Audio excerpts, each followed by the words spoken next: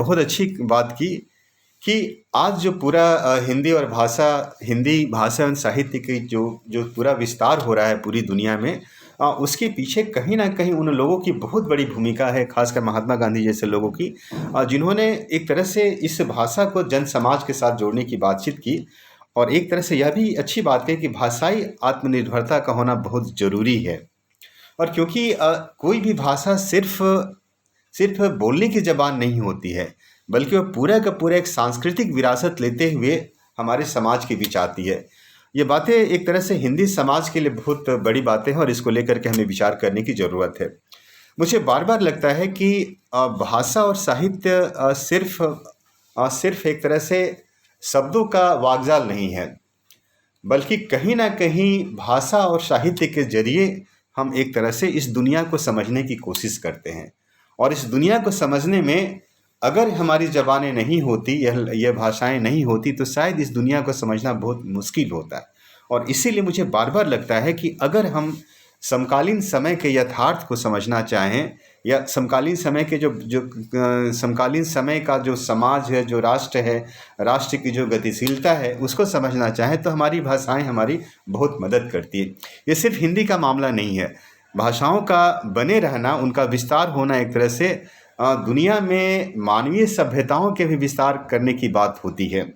और इसीलिए कहा जाता है कि यह जो ज़बान होती है, हमारी जो भाषाएं होती है, वह कहीं ना कहीं एक तरह से मानव समाज और मानव समाज की जो सामूहिक जो एक तरह से संवेदनाएं होती है, उसके जरिए एक तरह से मानव सभ्यताओं को भी जोड़ने का काम करती है। ठीक उसी प्रकार जैसे हम चीन को जानना चाहते हैं, तो चीन को जानने के लिए हर आदमी चीन नहीं जा सकता, हर आदमी फ्रांस नहीं जा सकता,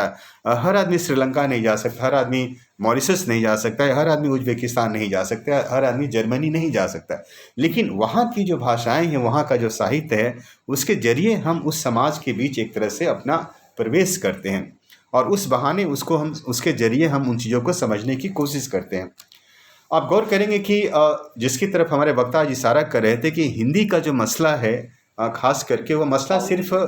भाषा का मसला नहीं है। कहा जाता है कि दुनिया में एक तरह से उन भाषाओं का विस्तार सबसे अधिक हुआ है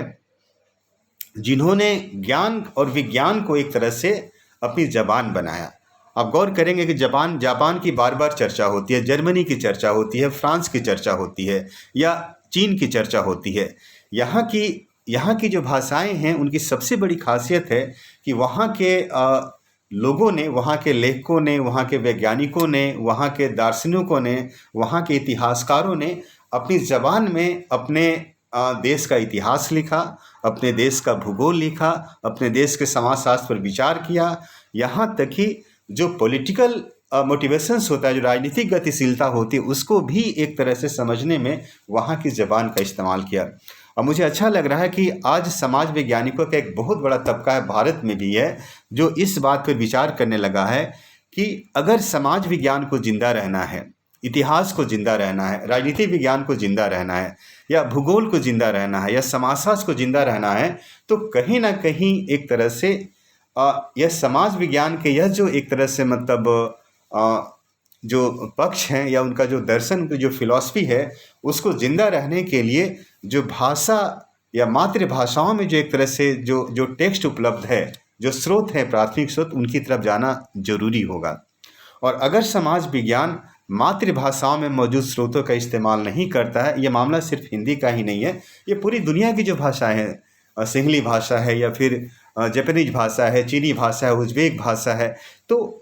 अगर समाज विज्ञान को जिंदा रहना है, तो अपनी ज़बान में मौजूद जो सामाजिक स्रोत हैं, जो साहित्यिक पाठों में जो समाज के जो स्रोत हैं, उनकी तरफ जाना बहुत ज़रूरी होगा, तभी ये चीज़ें जिंदा रहेगी। उदाहरण के लिए अगर हम समकालीन भारत के इतिहास को समझना चाहें, तो समकालीन भारत के इतिहास को अगर आप सिर्फ पॉलिटिकल भारत को समझना चाहते हैं, राजनीतिक भारत को समझना चाहते हैं, ठीक, राजनीति की किताबें हम पढ़ लेते हैं अंग्रेजी में, या अगर आप इतिहास को जानना चाहते हैं तो इतिहास की किताबें पढ़ लेते हैं। लेकिन गौर करिए, कहा जाता है कि साहित्य और भाषाओं की भूमिका वहाँ से शुरू होती है जहाँ पर जो प्रोफेशनल इतिहासकार जो होते हैं, जब उनके मतलब स्रोत जब एक तरह से समाप्त होने लगते हैं, और लगता है कि दुनिया को समझने के जो दूसरे स्रोत हैं, वहाँ तक वे पहुँच नहीं पा रहे हैं।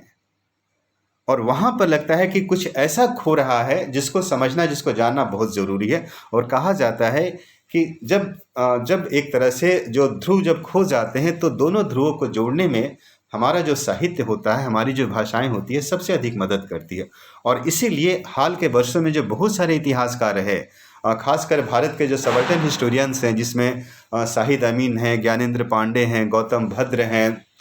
या एक तरह से नए इतिहासकारों में बद्री नारायण हैं, हितेंद्र पटेल हैं, रश्मि चौधरी हैं, ये सारे के सारे इतिहासकार जो हैं बहुत नए तरीके से काम कर रहे हैं। और ये एक तरह से जो हमारी लोक भाषाओं में जो सामग्रियाँ मौजूद हैं, जो पाठ मौजूद हैं, उस पाठ के अंदर जो समाज है उसको एक तरह से खंगालने की कोशिश करते हैं।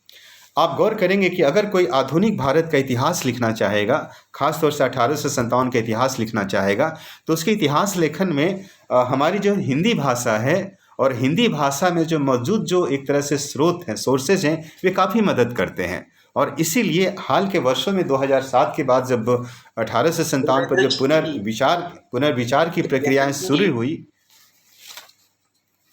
तो धीरे धीरे कहा जाता है कि उस पुनर्विचार की प्रक्रियाओं में लोगों ने भारतीय भाषाओं में जो मौजूद जो प्राथमिक स्रोत है उसका काफ़ी इस्तेमाल किया, और उससे बहुत सारी बातें निकल कर आई। उदाहरण के लिए मैं एक हिंदी के बड़े कथाकार की चर्चा करना चाहूँगा, अमृतलाल नागर की। आप सब उनसे परिचित हैं जी?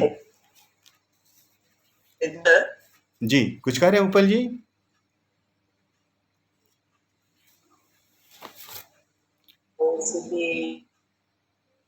हाँ, आपकी आवाज़ नहीं आ रही है।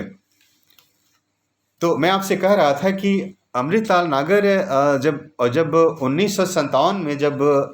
काम कर रहे थे 1857 को लेकर के, तो उन्होंने पूरे अवध प्रांत के गाँव की यात्राएं की। उन यात्राओं में एक गांव में गए तो उन्हें एक किताब मिली जो अवधी भाषा में और कुछ खड़ी बोली में लिखी हुई थी,